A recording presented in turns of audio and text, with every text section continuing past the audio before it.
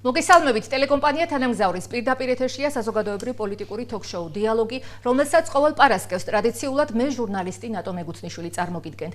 ეგრეთ წოდებული გავრილოვის ღამის შემდეგ რუსეთმა მორიგი ემბარგო საქართველოს წინააღმდეგ ამჯერად ტურიზმის და მეღვინეობის მიმართულებით დაანონსა. რამდენად მომზადებული შეხვდება სახელმწიფო ამ ახალ გამოწვევას და ამ ფონზე რა მდგომარეობაა საქართველოს რეგიონებში, რა სირთულეები და პრობლემები აწუხებს კახეთში ფერმერულ მეურნეობას და რამდენად იცნობენ და რეაგირებენ ამ პრობლემებზე სოფლის მეურნეობის სამინისტროში.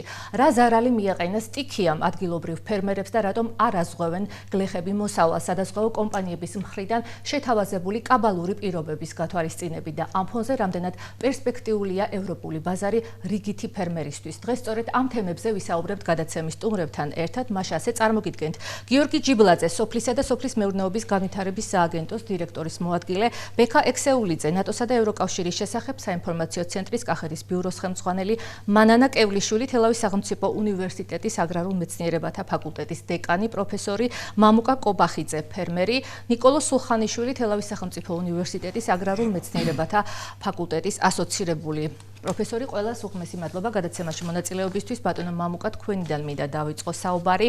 რა პრობლემების წინაშე დღეს კახეთის რეგიონში სოფლის მეურნეობა, ფერმერული მეურნეობა, რა ხელისშემშლელი ფაქტორები არსებობს და რა აბრკოლებს ფერმერული მეურნეობის განვითარებას იმისთვის, რომ თქვენი მუშაობა უფრო პროდუქტიული იყოს და განვითარებაზე ორიენტირებული.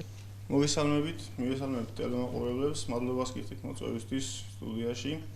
რაც შეეხება სოფლის მეურნეობის დარგში, ხდება ძალიან დიდი პრობლემები გარკვეულწილად. მაგალითად, ერთი თვის წინ 10 მაისს იყო წყალდიდობა, რომელმაც დაგვიზიანა ნათესები. დაახლოებით პირადად ჩვენ 50 ჰექტრამდე ნათესები ფაქტურად წალიკა. არადა სულ ვცდილობთ და ოცნებობთ იმაზე, რომ წყალი ქონდეს. თუმცა ერთხელ მოვიდა და ფაქტურად გარეცხა სულ ყველაფერი.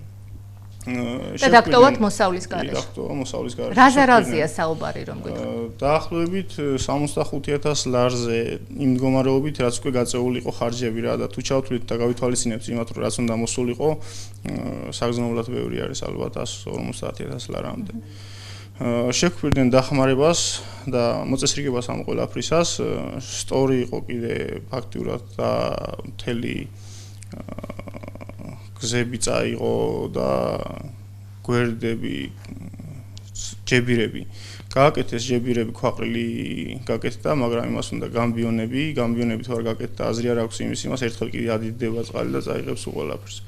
რაც შეეხება მეორე ბაბანეურის ფშა არის, იქიდანაც შარშან გახმარებული ხონა ხელშეკრულება სარწყავო წყალი რომ მოეწოდებიათ და არ მოხდა იმის გაწმენდა და ჯებირის აღდგენა. და გადმოვიდა წყალი და ფაქტურად წაიღო 50 ჰექტრამდე ჩვენი, მაგრამ დაახლოებით 100 ჰექტარზე მეტი სხვებიც იყო აქ. ანუ ხელისუფლება არ დაგეხმარათ და რაც შეეხება მოსავლის დაზღვევას. შეგვიდნენ, მაგრამ ჯერჯერობით არ არის გაკეთებული, თუმცა ხელისუფლების წარმომადგენლები გარკვეულ შეხვედრებს ატარებდნენ PR აქციების ფარგლებში და პირდებოდნენ ჩვენ არაერთი სიუჟეტი გავაკეთეთ მოსახლეობას დახმარებას. რეალურად არაფერი არ გაკეთდა. ეხლა გადავიდეთ დაზღვევის პირობებზე, რამდენად მისაღებია ფერმერებისთვის და თუ მისაღები იყო, რატომ არ დააზღვეთ და ამ გადასახედიდან ხომ არ ფიქრობთ, რომ უკეთესი იქნებოდა თუ დააზღვევდით მოსავალს? კარგი იქნება საერთოდ. კარგი იქნება საერთოდ დაზღვევები თუ იქნება ყველა სფეროში და ყველაფერში, არა მარტო დაუშვათ ერთ რაღაცაში, რომელიც შეიძლება წელიწადში ერთხელ არ მოხდეს, ან არ მოხდეს. უნდა იყოს ის ყველაფერზე რა, გვალვაზე იქნება, სტიქიაზე იქნება, ქარზე იქნება თუ ყველაფერზე. აგრო დაზღვევა ყველა მიმართულებით არ ვრცელდება. არა მარტო სცენარისთან დაკავშირებით რა. მეცხოველეობის დაზღვევა ფაქტურად არ არსებობს და ძალიან აუცილებელი არის. მით უმეტეს დღესდღეობით ვითარდება მეცხოველეობა საქართველოში. უკვე რამოდენიმე ფერმერები ვართ, რომელსაც შემოყვანილი ყავს მაღალპროდუქტიული მეწველი ძროხები. ფაქტურად საქართველოში სტატისტიკურად რო გადავხედოთ, მინიმუმ 80% არის ფხვნილები და დანამატები რა, რძის და ნედლიერზე არ არსებობს ფაქტურად. თუ არის ნედლიერზე, იმასაც რაღაც დანამატს ურევენ. ფაქტურად ვერაუდის, რასაც ჩვენ ვაწარმოებთ ნედლიერზეს, არ ყოფნის საქართველოს და. ამიტომ კარგი იქნება ყველა თუ განავითარებს რა და ამაშიდაც იქნება ხელშეწყობა. რა პირობებით შემოგთავაზეს სადაზღვევო კომპანიებმა რამდენად მისაღები იყო? ჯერჯერობით არაფერი არ შემოუთავაზებიათ, პროდუქტი არა, ზოგადად რა პირობებიც არსებობს? ქონდა სამინისტროს შეხვედრა მინისტრთან და შეხვდა მინისტრო დაგვეხმარება მაგ სფეროში. და მიდის მოლაპარაკებები და შეთანხმებები თუ ზოგადად გეკითხებით, ანუ ის პირობები, რასაც თავაზობენ ხოლმე სადაზღვეო კომპანიები ფერმერებს, რამდენად მისაღებია ფერმერებისთვის, იმიტომ საერთოდ არას მისაღები, ფაქტურად გამოდის, რომ ფული უნდა გადაიხადო და თუ რამე პრობლემა გექნება, ის პრობლემა არ ეხება იმას, რაც უნდა აგინაზავო. დიდ თანხებზია საუბარი და ამ თანხების დაღება ერთი პირუტყვის შემოყვანა ჯდება დაახლოებით 6,000-6,200 300 ლარი. და ის იმას რომ დაემართოს და მოკლეს ფაქტურად დიდი ზარალი არის. მე მინდა ამოვწურო თქვენთან ეს თემა მევენახეობასთან დაკავშირებით ძალიან ბევრი პრობლემა დგას ადგილობრივი მევენახეების წინაშე.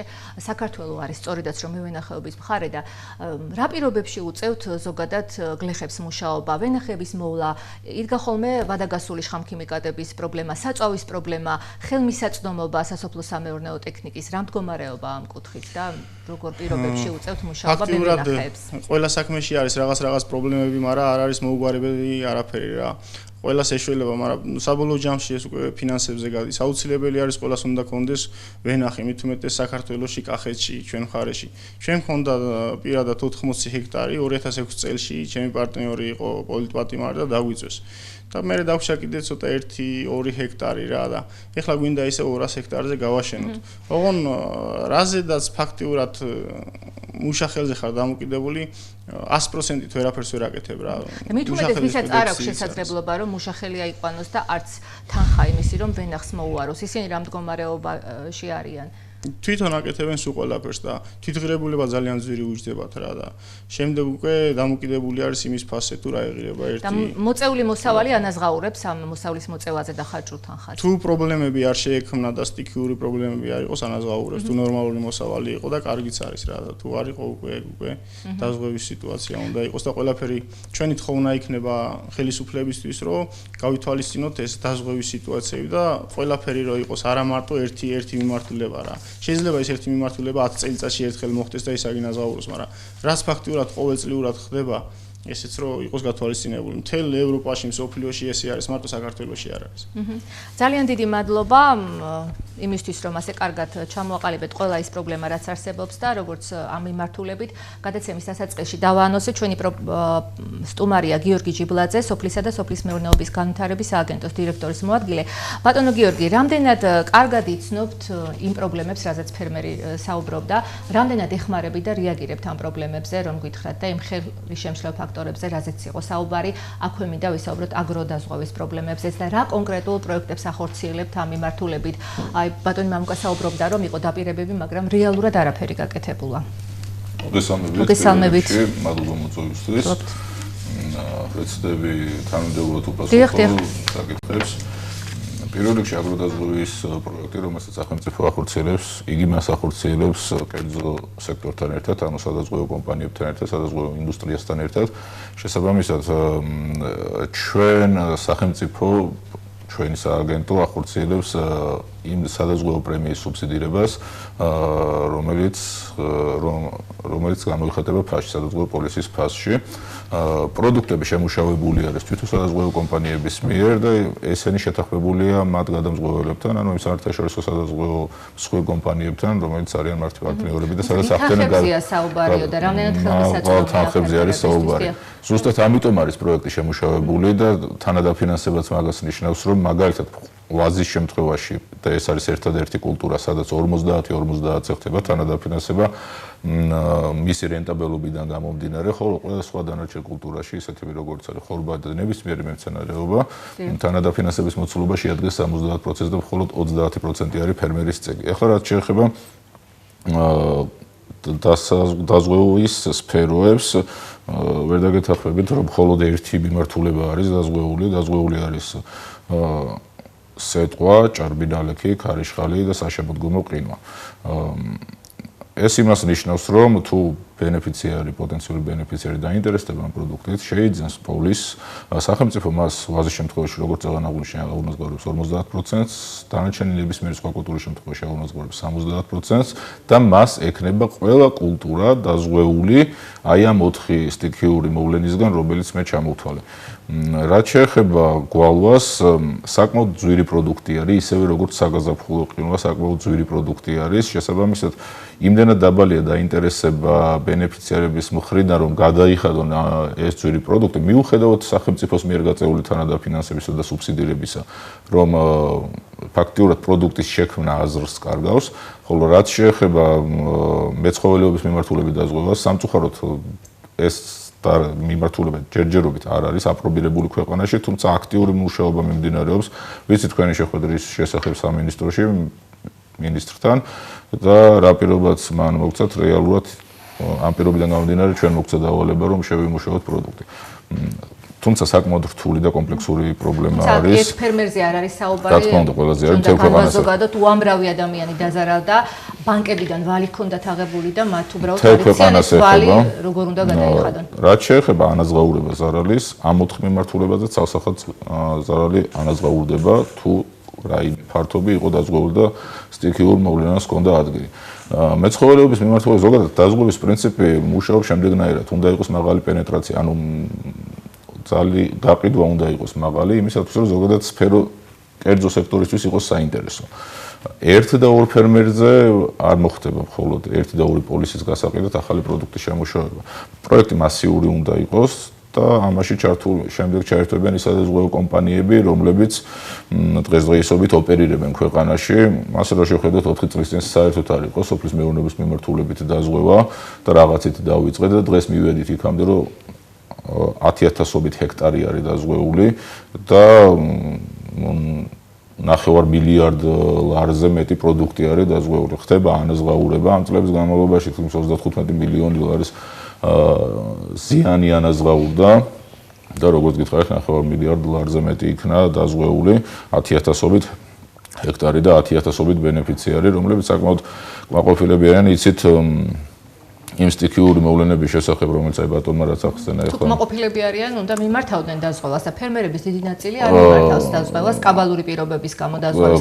მეორეჯერ ახსენეთ, მე მინდა ტელემაყურებლებისთვის მინდა ვთქვა, რომ ჩვენ გადაცემაში მოვიწვიეთ სადაზღვევო კომპანიების წარმომადგენლები, ხარ დავასახელებ ორ მათგანს დაუკავშირდი და დიდი ფიქრის შემდეგ მათ გადაიფიქრეს გადაცემაში მონაწილეობა. კაბალური პირობები მეორეჯერ ახსენეთ და იმიტომ რომ დიდ თანხებთან არის საუბარი, დიდ თანხებზეა საუბარი, როგორც ფერმერები ამბობენ. დიდ თანხებთან არის. დაზღვევასთან დაკავშირებით. ვერ დაგეთანხმებით, იმიტომ რომ კიდევ ერთხელ ვიმეორებ, 70% იხდის სახელმწიფო, 50% ვაზის შემთხვევაში იხდის სახელმწიფო, რომელ დიდ თანხებზე არის საუბარი, მიზერზე არის პირიქით საუბარი, როდესაც მთლიანი მოსავლის მაქსიმალური 8% უნდა გადაიხადოს, არის პოლისის ღირებულება.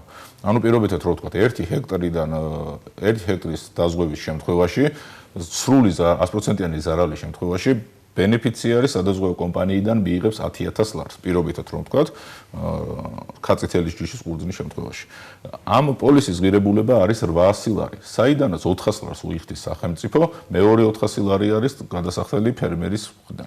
ეს არის კაბალური პირობა, ვერ დაგეთანხმებით ცალსახად მაგაში. მეცხოველეობასთან და დიახ ჩაერთეთ. მეცხოველეობასთან სამწუხაროდ არა გვაქვს და გისმენთ ბატონო მამუკა.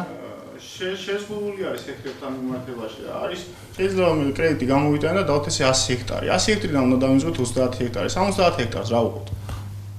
თქვენ შეზღუდული არ არის, უბრალოდ ეს არის კომერციული.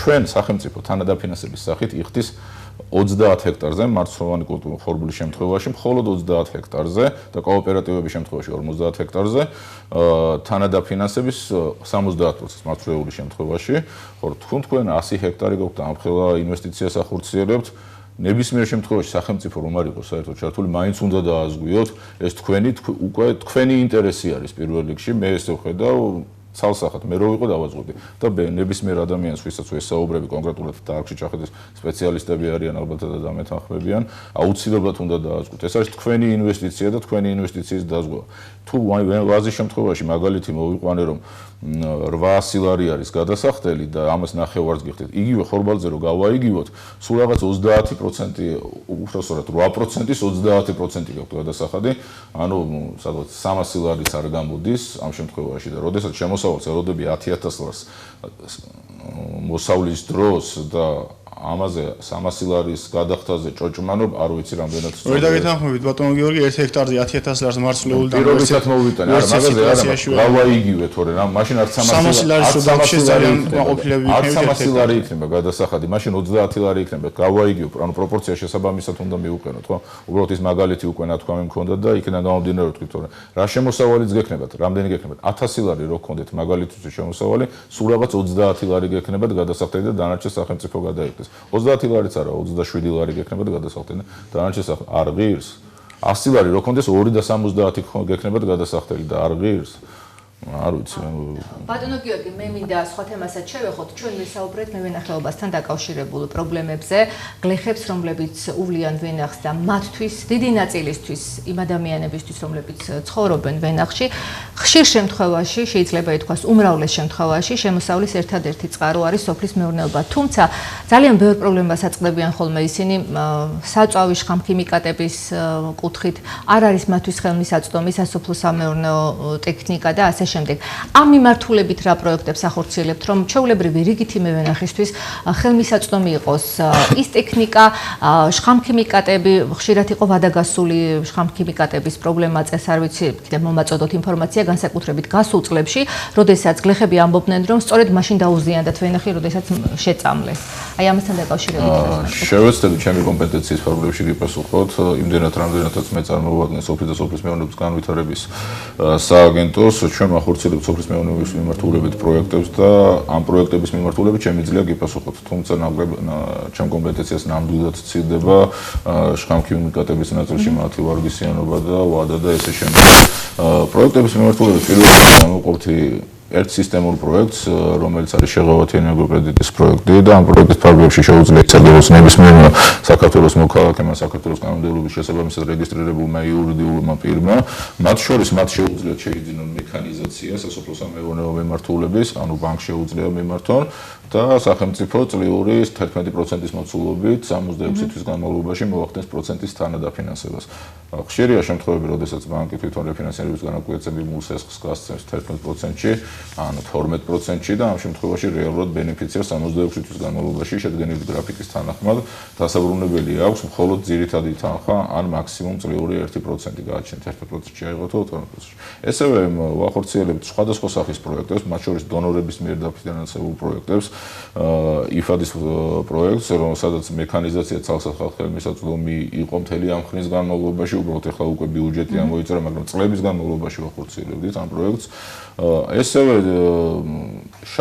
წელსვე დავიწყეთ ახალი პროექტის განხორციელება სასოფლო სამეურნეო მექანიზაციის საგრანტო თანადაფინანსება, მას შემდეგ რაც ამოიწურა იფადის დონორის თანხები, მას შემდეგ უკვე სახელმწიფო ბიუჯეტზე გადავერთეთ და უკვე ამ მიმართულებით განაცხადების დონეზე 7 მილიონის 50%-იანი თანადაფინანსება განვახორციელებთ, ანუ რეალურად 14 მილიონის ტექნიკა იქნა შეძენილი და დაკონტრაქტებული, ანუ უკვე შეძენილი არის და ფერმერები მას ხმარობენ, ამ პროცესი მიმდინარეობს, იმპორტის შემოდის, ანუ ძალიან მნიშვნელოვანია წენა რო ვახსენე, რომ სისტემური პროექტი არის შეღავათიანი აგროკრედიტი.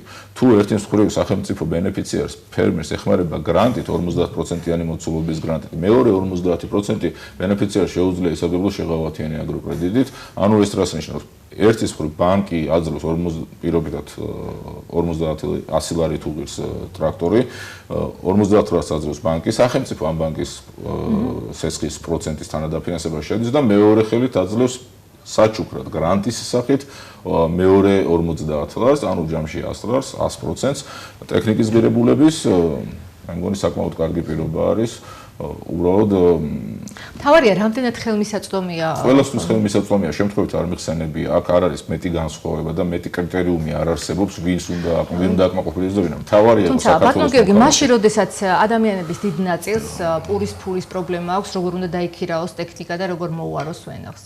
ბატონო მაშინ როდესაც მოსახლეობის ამასთან კავშირში არ არის ანუ გარკვეულ ნაწილს არ არის, მაგრამ თქვენ საუბრობთ რომ ხელმისაწვდომიაო, ამბობდით რომ ეს ტექნიკაც არ არის დიდ თანხებთან საუბარი, თუმცა მე დაგისვით კითხვა, როდესაც ადამიანებს ხშირ შემთხვევაში, ყოველ შემთხვევაში დიდ ნაწილს ადამიანებს აწუხებს სოციალური პრობლემები და სოციალური გაჭირვების ზღვრის ქვევით არიან, როგორ უნდა დაიქირავონ ტექნიკა და როგორ მოუარონ ვენახს. ხომ არ ფიქრობთ რომ სახელმწიფომ გარკვეული ინვესტიციები უნდა ჩადოს სუბსიდიები განახორციელოს, დიახ რომ დაეხმარონ გლეხებს რომ ააწყონეს მეურნეობა. მაგას ვაკეთებ, ანუ კიდე სხვადასხვა პროექტები დღეს გონებთ 9 პროექტს ვახორციელებთ.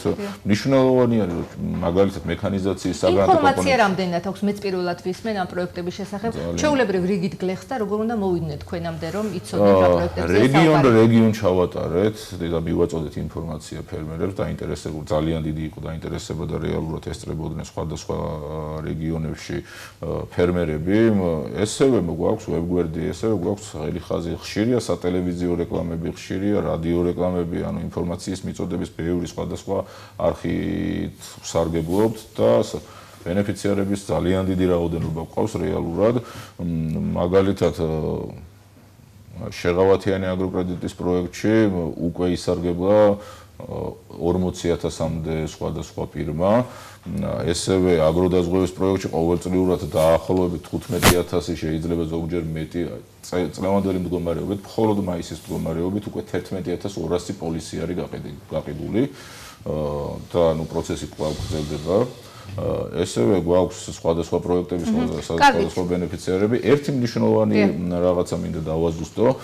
წერან ვამბობდი რომ აუცილებელია იყოს საქართველოს მოქალაქე და ან საქართველოს კანონმდებლობის შესაბამისად რეგისტრირებული იურიდიული პირი და აუცილებელია იყოს ფერმერი და იყოს ფერმერთა რეესტრში რეგისტრირებული იმისათვის რომ მან ისარგებლოს იმ ბენეფიტებით რომელსაც მათ სთავაზობს სახელმწიფო.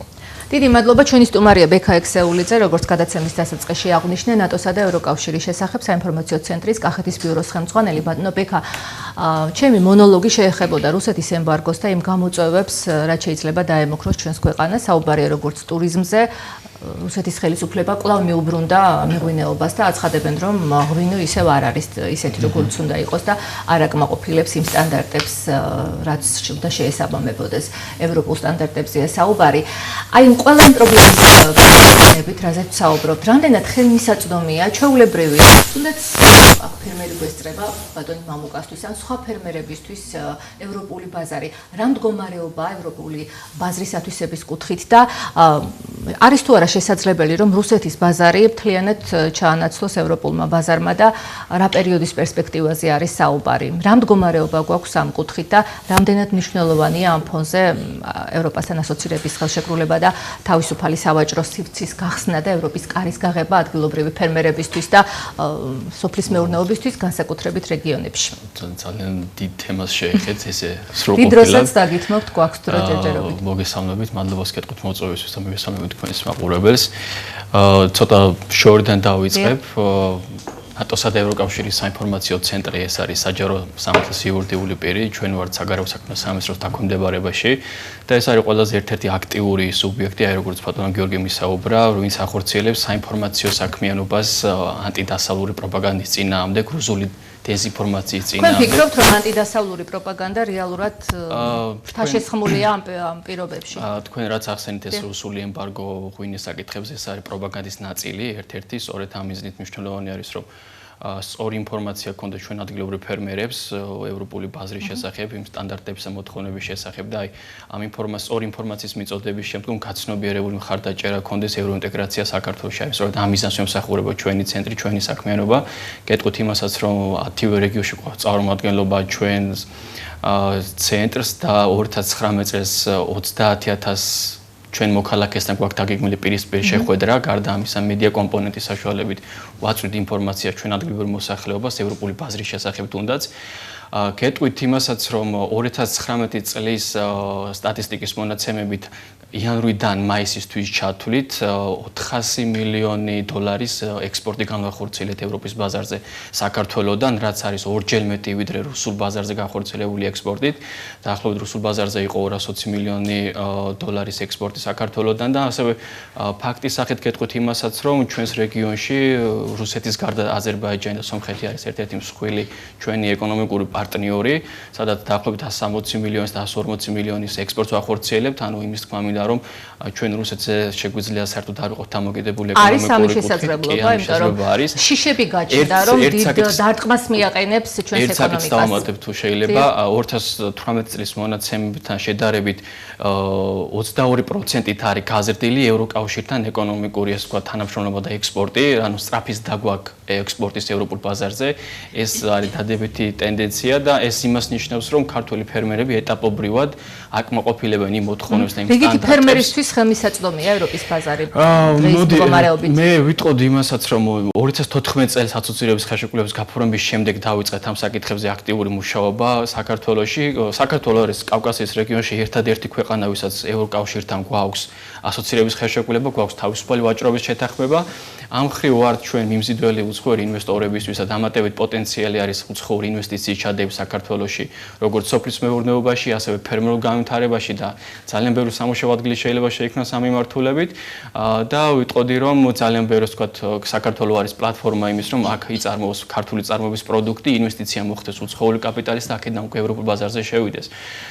მინდა ხაზი გაუსვა იმასაც რომ ევროკავშირი ჩვენ არ ბლოკავს სხვა ქვეყნებთან ეკონომიკურ ასე ვთქვათ თანამშრომლობაზე, ეს არ გამორიცხავს რუსეთთან თანამშრომლობას, ნებისმიერ ანუ ეხლა ვინც გვიყურებს დაგვეთანხმება ალბათ რომ ნებისმიერ ფერმერს შეუძლია პროდუქტი როგორც ევროპის ბაზარზე რეალიზაცია მოახდინოს, ასევე რუსეთში მოახდინოს რეალიზაცია, ამაში არავინ ევროკავშირი არ ზღუდავს არავის.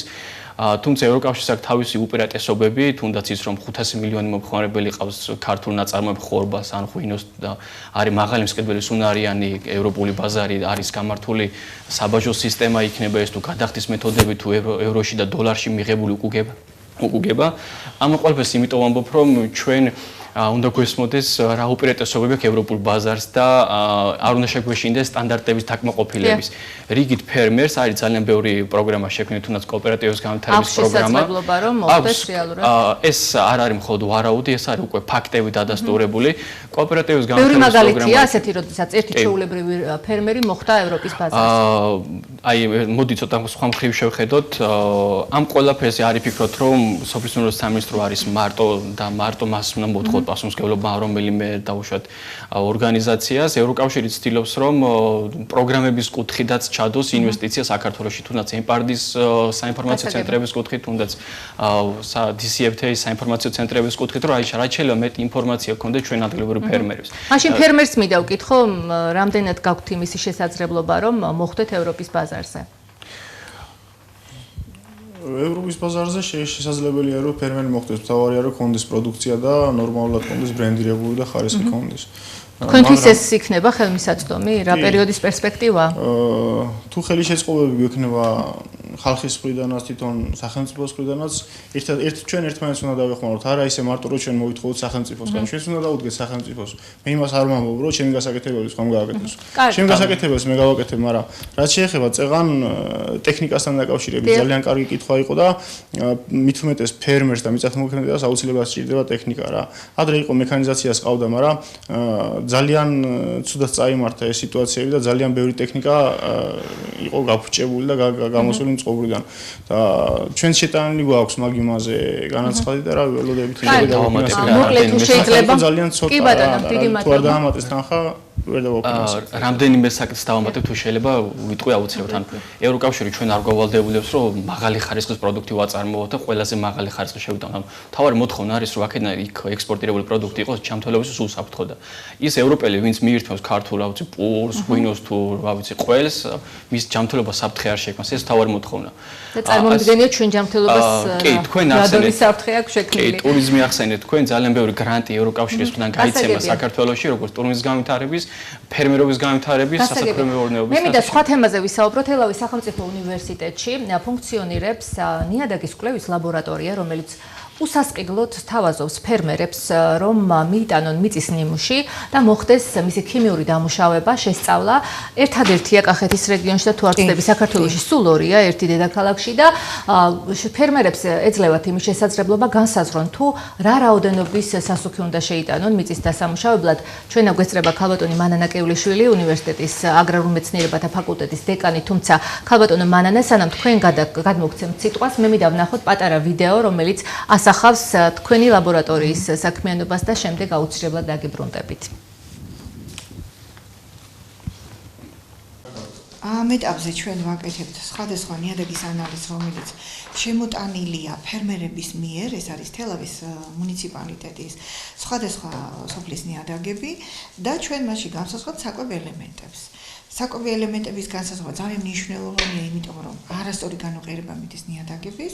ჩვენ მას ნიადაგს თვითონ ვიღებთ ნიმუშს სპეციალური ბურღის საშუალებით, იმიტომ რომ სხვადასხვა კულტურას სხვადასხვა სიღრმეზე ჭირდება ნიადაგის ნიმუშის აღება.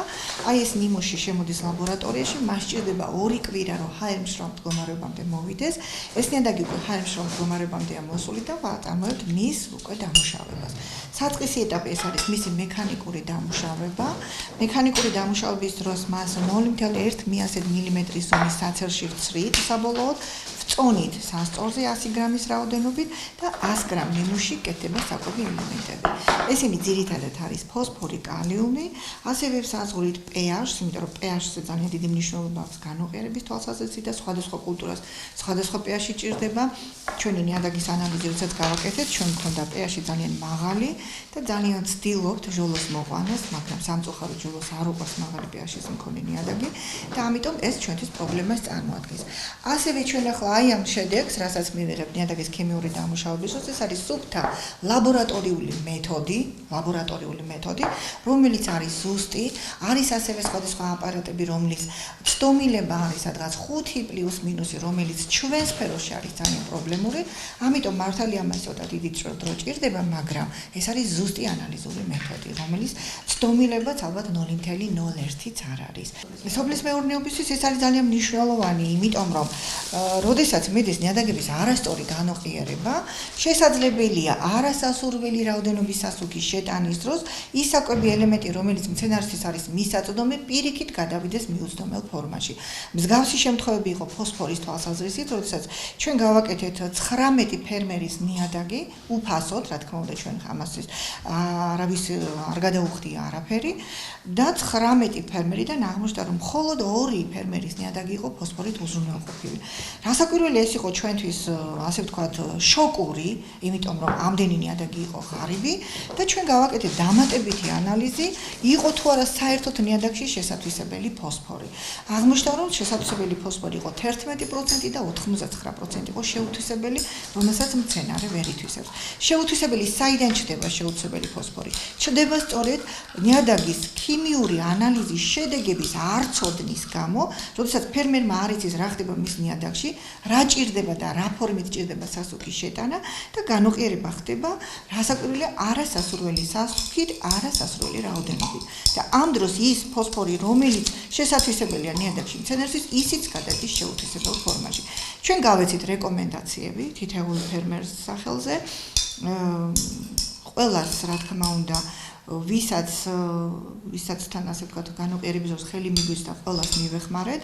ჩვენ ურჩევდით სასუქებს, მაგრამ ეს არ იყო რომელიმე სასუქის რეკლამა. ჩვენ რამდენიმეს აქ ვარჩევდით სასუქის ქიმიური შედგენილობის მიხედვით. მისი ნიადაგის ქიმიურ შედგენილობას უკავშირებდით ჩვენ სასუქის ქიმიურ შედგენილობას. არის სასუქი, რომელიც არ უნდა იქნა შეტანილი თელავის, ახმეტის, გურჯაანის მუნიციპალიტეტის სოფლებში გავრცელებულ ნიადაგებზე, არის სასუქი, რომელიც არ უნდა შევიტანოთ ჩვენ ალაზნის მარცხენა სანაპიროზე, ეს იქნება ყვარელი, ლაგოდეხი, იქეთ ნაფარეული და ასე შემდეგ. ამიტომ ჩვენ რეკომენდაციას ვაძლევდით, შეიტანეთ ან ეს, ჩვენ რომელიმე ერთ სასუქს რეკლამას არ უკეთებდით, რასაკვირველია.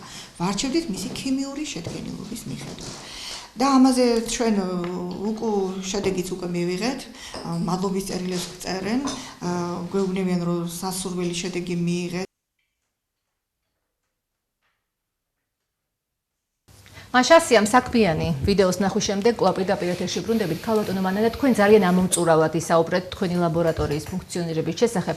ერთადერთი კითხვა, რაც მინდა დაგისვათ, რა სარგებლის მოტანა შეუძლია კონკრეტულად რომ ვისაუბროთ ფერმერებისთვის თქვენს ლაბორატორიას? დიახ, ჩვენ მოგესალმებით, დიდი მადლობა სტუდიაში მოწვევისთვის.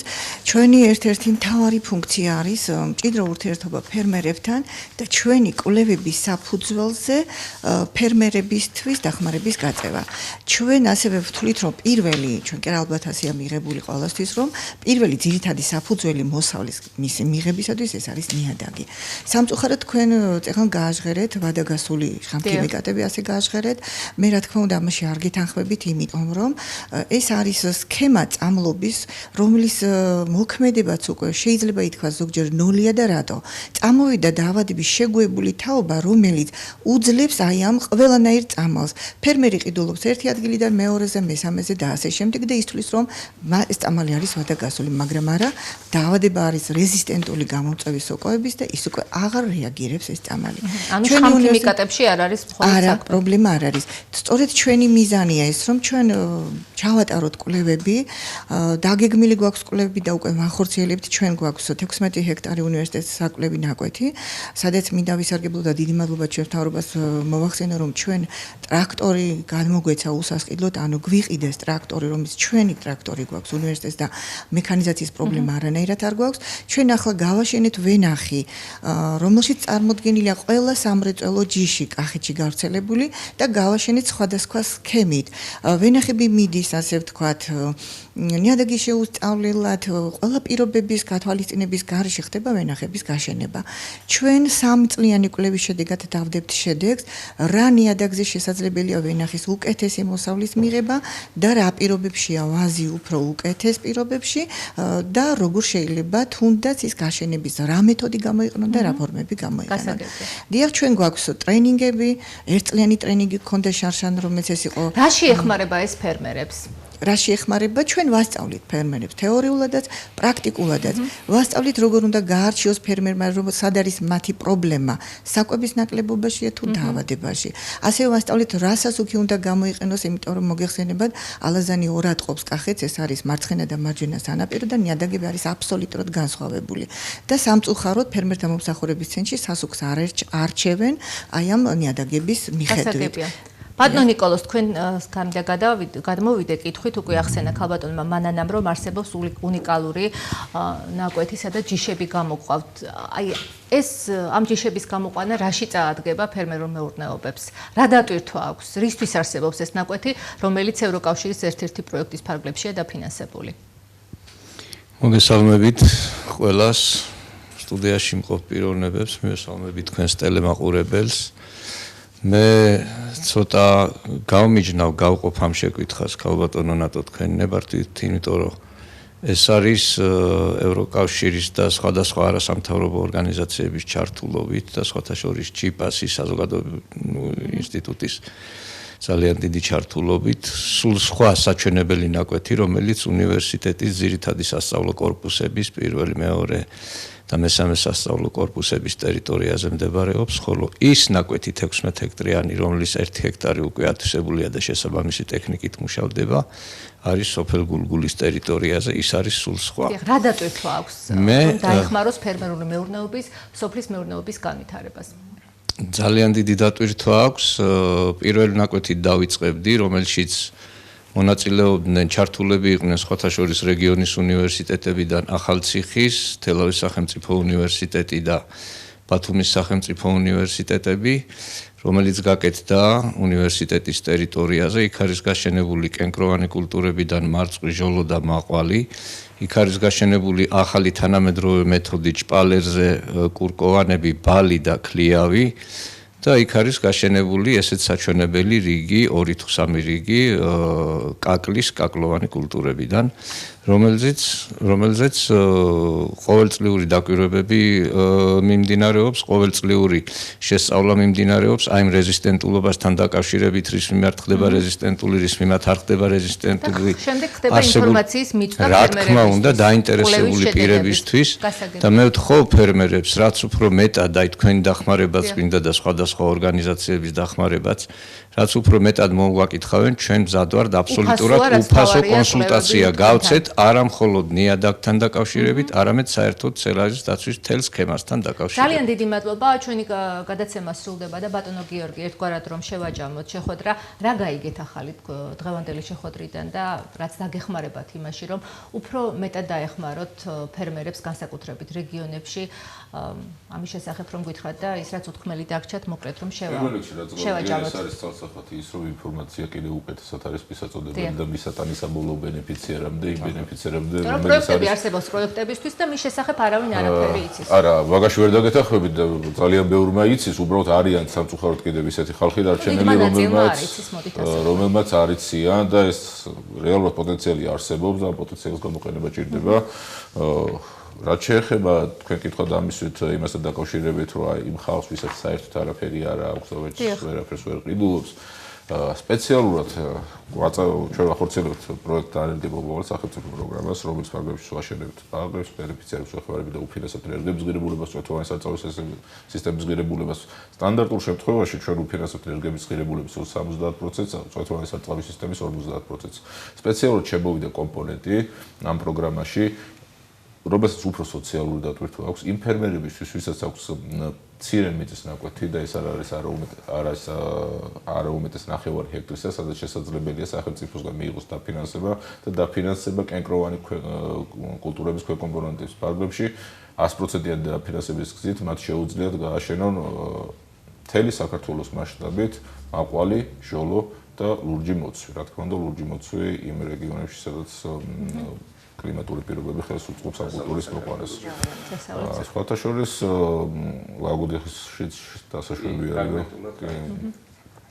ეს არის სულ რაღაც ერთი თვის წინანდელი შესული ცვლილება და შესაბამისად ჩვენ ვებ-გვერდზე დეტალურად აღწერილი არის ის პირობები. თუმცა ინტერნეტი რამდენად ხელმისაწვდომია? მარტივი პასუხი არის მაგაზე 1501 ზარი უფასო არის ცხელი ხაზი, სადაც მიიღებს ნებისმიერი 1501 1501 ზარი უფასო არის და ნებისმიერ დაინტერესებული პირი დეტალურ კომპეტენტურ პასუხს მიიღებს ნებისმიერ საკითხთან დაკავშირებით. რასაც ჩვენ ვახორციელებთ პროექტებთან დაკავშირებით. კარგი, ძალიან დიდი მადლობა გადაცემაში მონაწილეობისთვის. დღეს ჩვენ ვისაუბრეთ კახეთის რეგიონში სოფლის მეურნეობის, ფერმერულ მეურნეობასთან დაკავშირებული პრობლემების შესახებ, იმ სირთულეებზე და გამოწვევებზე, რომელიც ხელს უშლის დარგის განვითარებას და რა თქმა უნდა ჩვენ მიმოვიხილეთ ევროპული ბაზრის პერსპექტივაც და გავიგეთ, რამდენად ხელმისაწვდომია ევროპული ბაზარი რიგითი ფერმერისთვის და დაგვაიმედა ბატონმა ბექამ, რომ სრულად არის შესაძლებელი, რომ რუსეთის ბაზარი ჩანაცვლდეს ევროპული ბაზრით და ამ კუთხით საფრთხე არ გვემუქრება. ძალიან დიდი მადლობა ყველას, გემშვიდობებით, ნახვამდის. მადლობა.